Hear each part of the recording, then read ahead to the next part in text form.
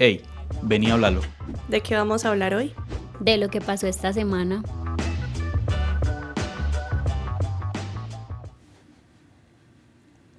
Un saludo para todas y todos nuestros oyentes. Bienvenidos al episodio número 59 de Hablalo. Hoy nos encontramos en cabina Carmen Garnica y Andrés Ospina. Carmen, ¿escuchaste que este lunes Estados Unidos desertificó a Colombia en la lucha contra las drogas? Sí, Andrés. Al parecer, los gringos no están contentos con cómo va la erradicación en el país. La última vez que sucedió esto fue en 1996 y 1997, durante la presidencia de Samper. Pero con toda esta situación, me pregunto, ¿qué implica el perder esa certificación? ¿Y será posible que esta decisión se dé por motivos políticos? Además, ¿de qué se trata eso de la certificación? Para responder estas y otras preguntas, nos encontramos hoy con el profesor Javier Sánchez Segura. Pero antes de abordar más en el tema de la desertificación, veamos cuáles fueron las noticias más importantes de esta semana.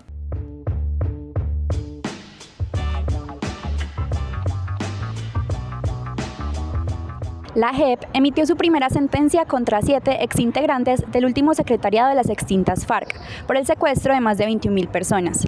Los exjefes fueron declarados penalmente responsables en calidad de autores por crímenes de guerra y de lesa humanidad, y aunque las sentencias no implican cárcel, sí una restricción de la libertad.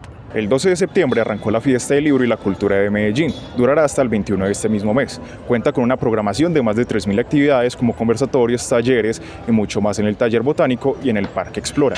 Se espera contar con la participación de 500.000 personas durante estos 10 días. Jalisco, estado del oeste de México, es el invitado de honor y el tema es el mañana. La película Un poeta del director Simón Mesa Soto será la candidata oficial de Colombia a mejor largometraje internacional para la próxima edición de los premios Oscar y Goya 2026. La película ya superó los 1.500 millones de pesos en taquilla y ha sido vista por más de 100.000 espectadores. El martes 16 de septiembre, la Comisión Internacional Independiente de Investigación de la ONU concluyó que Israel está cometiendo un genocidio en Gaza. El número estimado de víctimas es de aproximadamente 65.000 desde el 7 de octubre del 2023. Hoy se convocaron manifestaciones en varias ciudades del país en apoyo a Palestina. En este episodio nos acompaña Javier Sánchez Segura, profesor de Ciencias Políticas con interés en Relaciones Internacionales y Geopolítica. Él es director de Suma al Mundo, un programa de radio especializado en relaciones internacionales, y también es miembro del Grupo de Investigación de Estudios Internacionales. ¿Cómo estás? Carmen, Andrés, muy buenos días. Muy complacido estar acá con ustedes en Hablalo.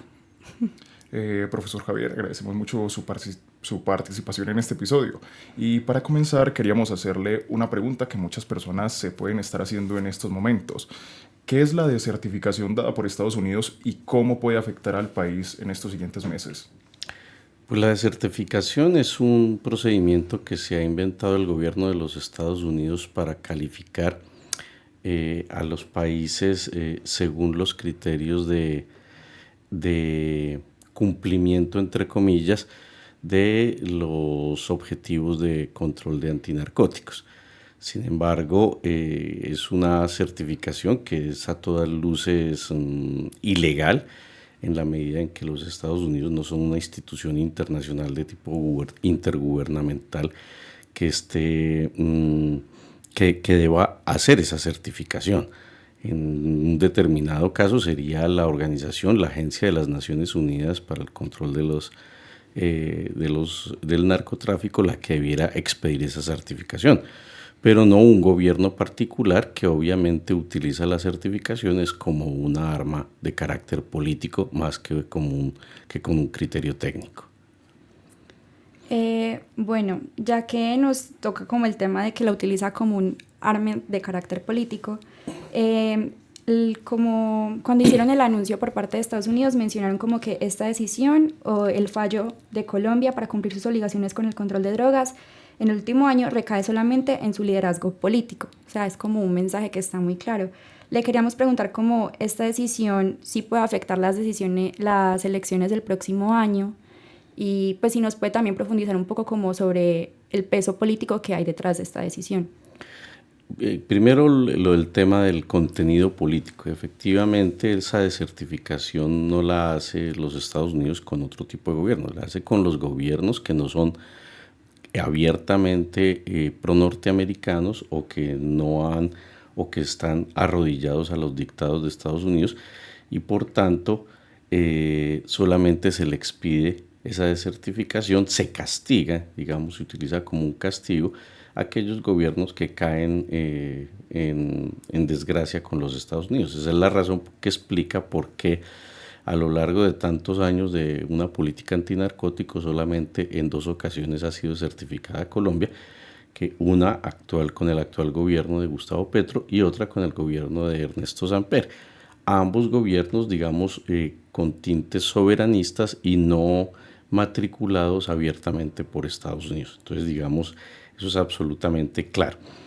En segundo lugar, si realmente la desertificación o si la certificación tuviese un componente realmente técnico, pues la nación que debiera ser desertificada es Estados Unidos, que no hace absolutamente nada por controlar ni el consumo de sus habitantes, ni mucho menos controlar el lavado de activos que se produce en el sistema financiero de los Estados Unidos.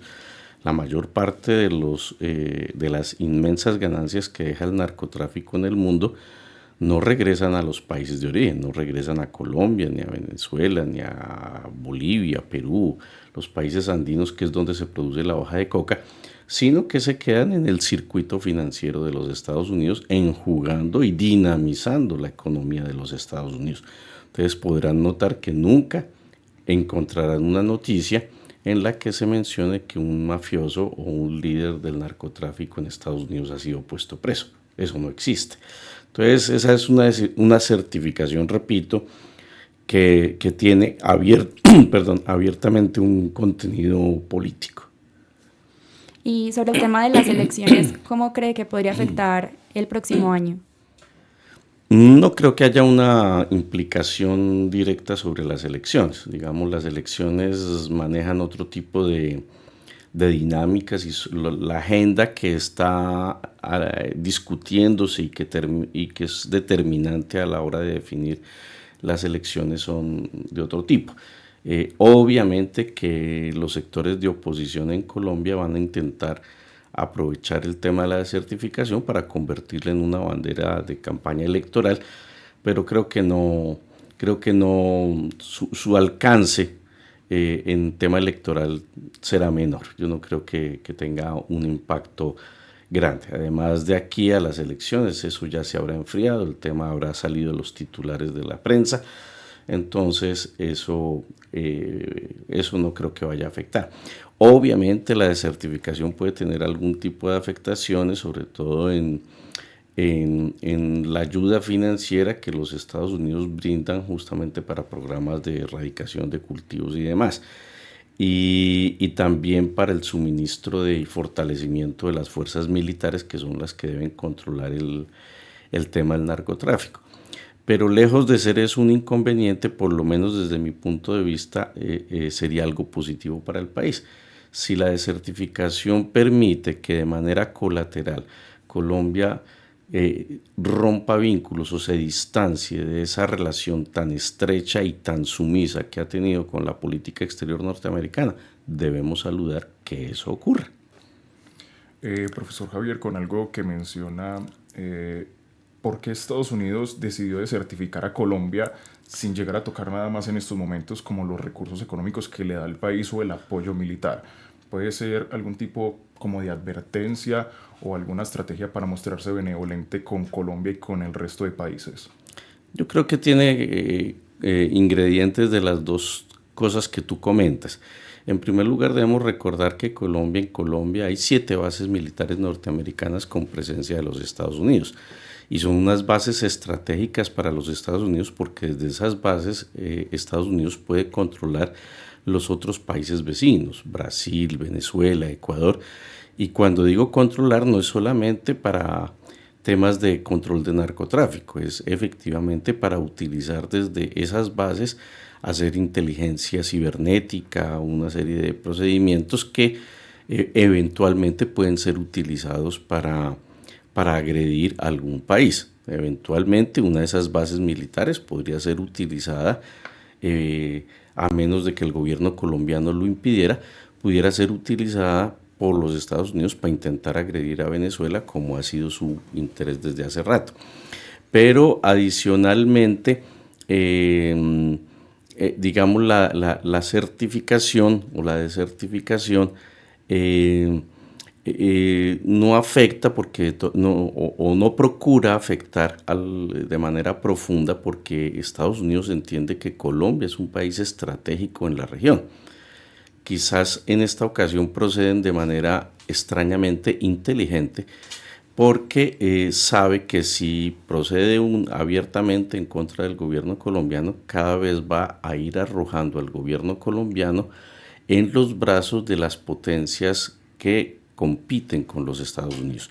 Y obviamente América Latina ya es objeto de la disputa entre las grandes potencias, Estados Unidos, China, Rusia, y obviamente me imagino que el cálculo que hacen los Estados Unidos es evitar que Colombia se deslice de manera definitiva hacia la esfera, digamos,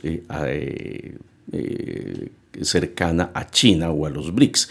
Entonces creo que lo hace, digamos, como un llamado de atención, procurando eso, pero creo que igual no lo va a lograr. La única posibilidad será que haya un cambio de gobierno en el año 2026, de una línea política distinta, y que se modifiquen. El actual gobierno es claro en señalar una política independiente y soberana en materia de política exterior.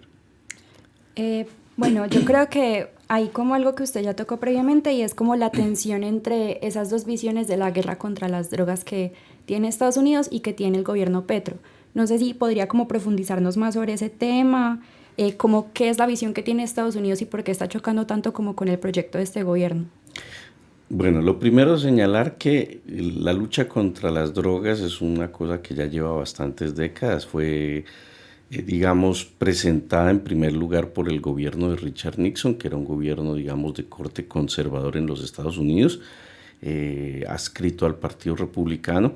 Es así como en 1973 Richard Nixon crea la DEA, que es la Agencia de los Estados Unidos para el Control de Estupefacientes, y que ha sido a la vez la herramienta mediante la cual los Estados Unidos intervienen en muchas regiones del mundo.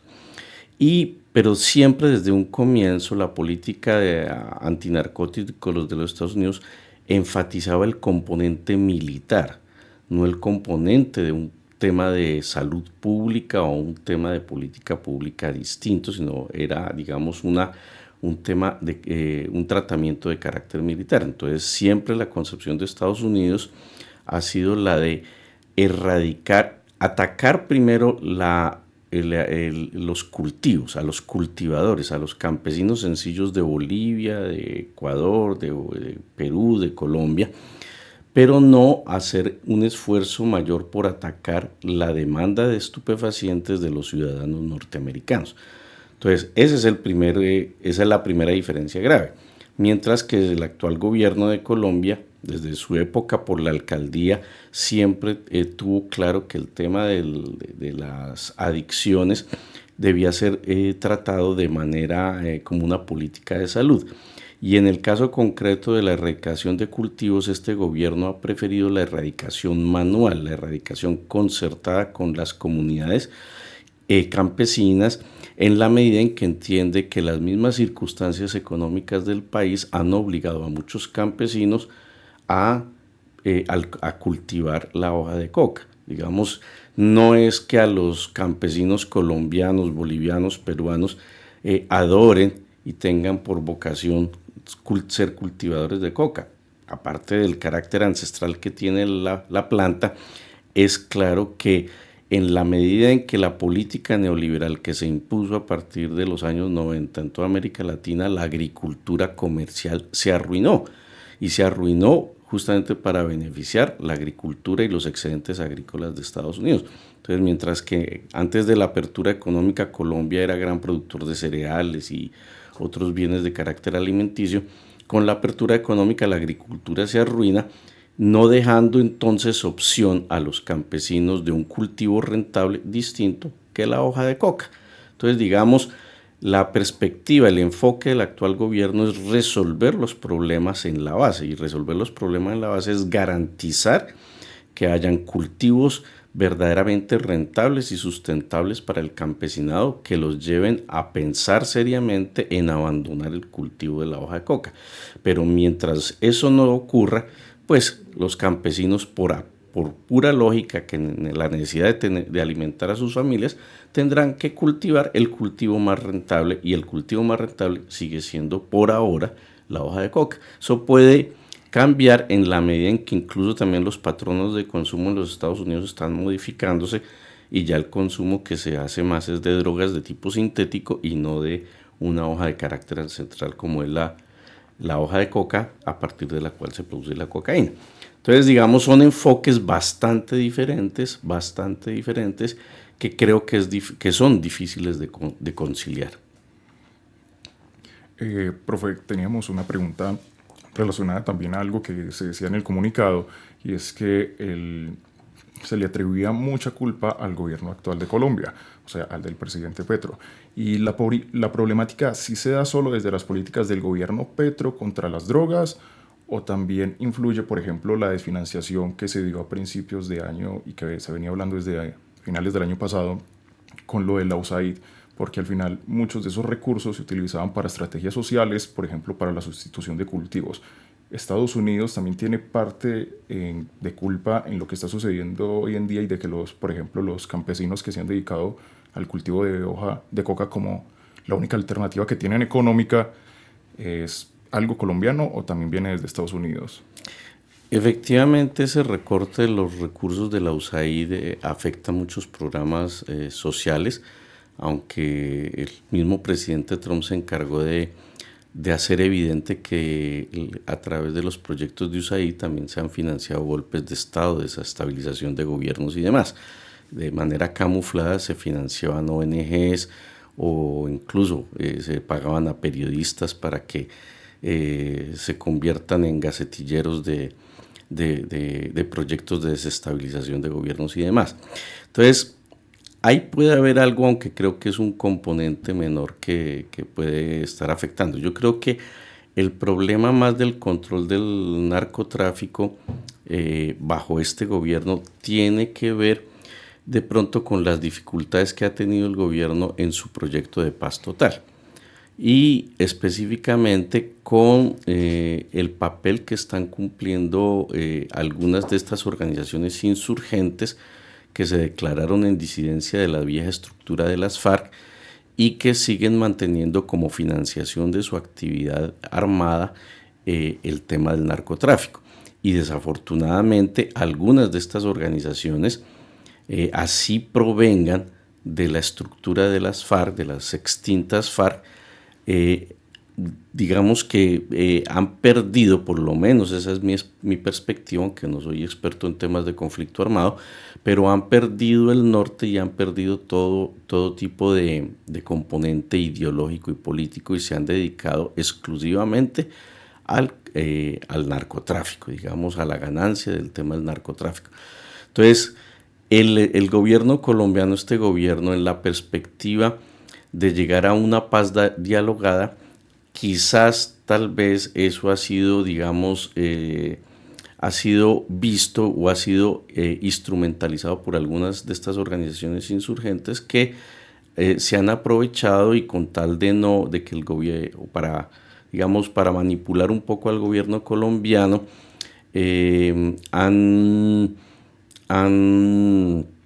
han dilatado los procesos de diálogo con el gobierno colombiano, cuando su propósito final es mantenerse en el monte, en su actividad insurgente, pero en una actividad insurgente fundamentalmente de carácter muy vinculada al narcotráfico. Entonces, quizás ahí pienso yo que lo que podríamos criticarle al gobierno colombiano es algo de ingenuidad, algo de inocencia, al creer de manera, digamos, un poco, repito, ingenua, en la buena voluntad de muchas de estas organizaciones que se declaraban con un componente ideológico y con las que eventualmente hubiera sido posible generar un proceso de paz, pero que no le han caminado al proceso de paz. Listo. Y bueno, nosotros también teníamos otra pregunta, y es que Colombia no fue el único país que apareció en la lista de los desertificados. En Latinoamérica también están Bolivia y Venezuela. Queríamos como preguntarle cómo se compara Colombia con la situación de esos dos países. Pues tiene algo similar, es que el gobierno de Bolivia y el gobierno de Venezuela no son pro-norteamericanos. Entonces ahí uno encuentra justamente, empiezan a encajar las piezas. Entonces estamos viendo que en este momento que estamos hablando aquí, los Estados Unidos están en una ofensiva contra el gobierno de Venezuela, incluso han ya bombardeado 2 lanchas teóricamente cargadas de drogas, aunque eso no es comprobable. Las imágenes lo que muestran son lanchas rápidas muy pequeñas, no son barcos ni cosas por el estilo, pero digamos es claro, y eso me permite reafirmarme en lo que decía, o sea, la desertificación tiene más un contenido de tipo político que de carácter realmente técnico. Porque si bien es cierto que que hayan podido aumentar las hectáreas cultivadas en hoja de coca, también es incontestable, no se puede controvertir las cifras de decomiso por parte del gobierno colombiano de cargamentos de coca. Nunca un gobierno en las décadas más recientes había hecho tal nivel de decomiso. Entonces, no se puede hablar que este gobierno no tenga un compromiso de lucha contra los narcóticos y contra el narcotráfico. De hecho, el gobierno lo que ha hecho es enfocarse en las grandes cabezas y la fuerza pública orientada obviamente por el gobierno nacional, lo que ha definido es una serie de golpes a las grandes estructuras del narcotráfico, y efectivamente eso se ha ocurrido. Caso contrario de lo que ocurría en gobiernos anteriores, que todo el esfuerzo se hacía de combatir a los pequeños campesinos, a los raspachines y demás, pero no a los verdaderos grandes que controlan este negocio. Entonces ahí hay diferencias, pero obviamente ese enfoque pues tiene dificultades, y la dificultad principal, en mi opinión, tiene que ver con los obstáculos que han surgido en el proceso de la paz total, específicamente con las estructuras que provenían de la insurgencia, es decir, el ELN o las ex-FARC, algunas de las tantas vertientes de las disidencias de las FARC. Profe, y para terminar, una última pregunta. A Estados Unidos de pronto le falta una visión más interna sobre lo que ellos hacen. Como usted lo mencionaba antes, el dinero de este comercio ilegal de drogas se queda mayoritariamente en Estados Unidos y poco viene a los países andinos, que ellos tachan como los culpables por ser los productores y los que exportan la droga a Estados Unidos. De pronto este gobierno de Trump cambió esa visión como de echarle la culpa a los demás, o también venía de pronto desde gobiernos anteriores. No, en general, aunque hay pequeñas diferencias entre los gobiernos demócratas y los gobiernos republicanos en los Estados Unidos, tanto los demócratas y republicanos han compartido la política antinarcóticos oficial de los Estados Unidos. Casi que uno pudiera señalar que hay una identidad partidista dentro de los Estados Unidos frente al tema del narcotráfico. Uno que otro gobernante, digamos, ha sido un poco más favorable a aceptar que los gobiernos de América Latina, por ejemplo, procedan a la reeducación de cultivos de manera concertada con las comunidades de manera manual, pero en general hay intereses económicos muy profundos, más allá del papel que juegan esos dineros provenientes del narcotráfico en dinamizar la economía norteamericana. Hay otros hechos. Entonces, por ejemplo, los Estados Unidos intentan forzar a las naciones andinas a que procedan a erradicar la coca mediante la fumigación, y los químicos que se utilizan para la fumigación fundamentalmente provienen de la industria química vinculada a Occidente, por ejemplo el glifosato y otros insumos químicos, e intentan forzar eso porque también hay unas enormes ganancias a partir de que los países, para erradicar los cultivos, tengan que utilizar estos insumos químicos. Entonces, lograr una modificación de la visión que tienen los Estados Unidos frente al tema del narcotráfico es bastante difícil. Ya varios expresidentes latinoamericanos han salido a denunciar el fracaso de la política antinarcóticos de los Estados Unidos. Me refiero, por ejemplo, a presidentes mexicanos, presidentes de distintas regiones que somos los países que hemos puesto, digamos, los muertos en esta lucha contra el narcotráfico, contra las drogas, pero eso aún no modifica la agenda ni la visión de la política norteamericana. Y no la modifica porque, repito, es que la política antinarcóticos de los Estados Unidos no tiene como propósito eliminar el narcotráfico. Ese no es el propósito, ese es el pretexto, ese es lo que se ofrece ante el público. Pero el propósito fundamental es de utilizar la política antinarcóticos como una herramienta para intervenir en los países de la región y poderlos controlar. Listo, profesor Javier, muchas gracias por aceptar este espacio, le agradecemos mucho que nos haya acompañado en este episodio, ha sido una charla muy interesante. Muchas gracias a ti, Carmen, lo mismo para ti, Andrés, y bueno, muchos éxitos. Muchas gracias.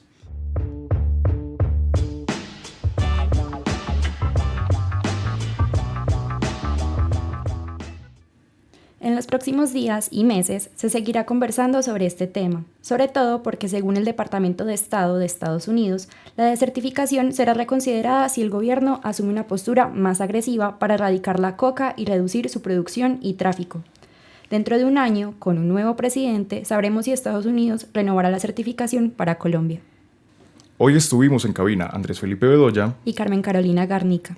Este es un podcast de la Urbe, grabado en el 1012 Lab de la Facultad de Comunicaciones y Filología de la Universidad de Antioquia.